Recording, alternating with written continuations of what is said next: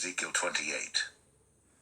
The word of the Lord came again unto me, saying, Son of man, say unto the prince of Tyrus, Thus saith the Lord God, Because thine heart is lifted up, and thou hast said, I am a god, I sit in the seat of God, in the midst of the seas, yet thou art a man, and not God. Though thou set thine heart as the heart of God, behold, thou art wiser than Daniel, there is no secret that they can hide from thee. With thy wisdom and with thine understanding thou hast gotten thee riches, and hast gotten gold and silver into thy treasures. By thy great wisdom, and by thy traffic, hast thou increased thy riches, and thine heart is lifted up because of thy riches.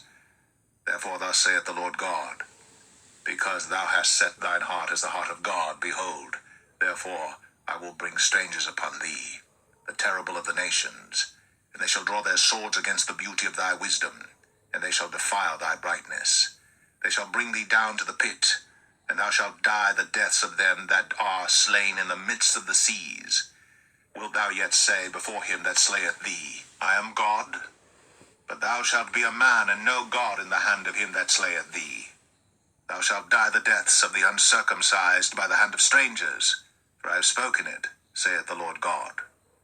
Moreover, the word of the Lord came unto me, saying, Son of man, take up a lamentation upon the king of Tyrus, and say unto him, Thus saith the Lord God, Thou sealest up the sum, full of wisdom, and perfect in beauty. Thou hast been in Eden, the garden of God. Every precious stone was thy covering, the sardius, topaz, and the diamond, the beryl, the onyx, and the jasper, the sapphire, the emerald, and the carbuncle, and gold.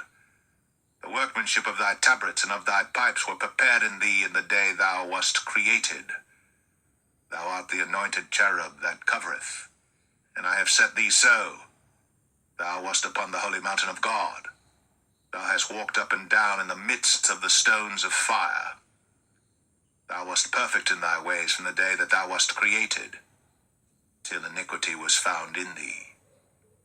By the multitude of thy merchandise they have filled the midst of thee with violence, and thou hast sinned.